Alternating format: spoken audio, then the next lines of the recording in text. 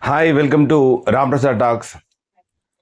కొద్దిగా నవ్వాలని ప్రయత్నం చేశా, ఎందుకంటే బాధ ఉంది, ఇండియా ఓడిపోయిన బాధ.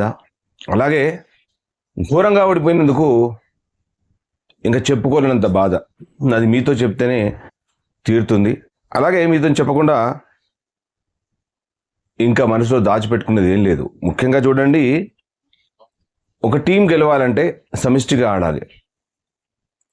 201 ఇంగ్లాండ్ చేసింది, ఇండియా 76 ఆల్అవుట్ అయింది. సో ఇక్కడ ఇంగ్లాండ్ కూడా ఒక సమస్య ఏంటంటే, ఐర్లాండ్తో ఓడిపోయిన ఇండియా చేతిలో ఓడిపోతే ప్రపంచం అంతా నవ్వుతారు. ఇప్పుడు ఛాంపియన్ అని చెప్పుకోవడానికి ఏం లేదు, ఎందుకంటే వరల్డ్ ఛాంపియన్ ఎలా ఉండాలి? ఏదో అదృష్టం వశాత్తు గెలిచినట్టు కాకుండా తమ ఆటతో గెలిచినట్టుగా ఉండాలి. సో ఆస్ట్రేలియాతో ఆడినా, ఇంగ్లాండ్తో ఆడినా, న్యూజిలాండ్తో ఆడినా, జింబాబ్వేతో ఆడినా, బంగ్లాదేశ్తో ఆడినా, పాకిస్తాన్తో ఆడినా, ఏ చిన్న జట్టు అయినా పెద్ద జట్టు అయినా ఆడుతున్నప్పుడు తప్పకుండా ఈ మ్యాచ్ గెలుస్తుంది అనే నమ్మకంతో ఆడితే అది ఛాంపియన్. అంతే తప్ప ఏదో ఒకరిద్దరు ప్లేయర్లు ఆడితే, అంటే ఎవరి గురించి నేను మీకు చెప్తున్నాను మీకు తెలుసు, సంజు శాంసన్ గురించి. అతను player of the tournament world cup లోపల.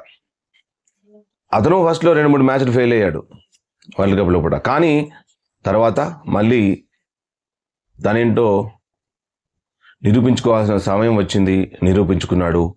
ఇండియాకు ఒక అద్భుతమైన విజయాన్ని అందించి పెట్టాడు.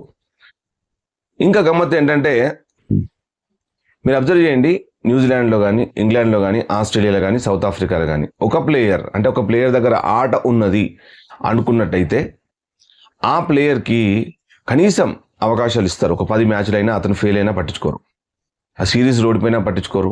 ఎందుకంటే అతను ఒక్కడే కాదు కదా, ఇంకా చాలామంది ఉన్నారు, 10 మంది ఉన్నారు గెలిపించడానికి. అతను ఒక్కడి మీదనే ఎందుకు భారం పడాలి?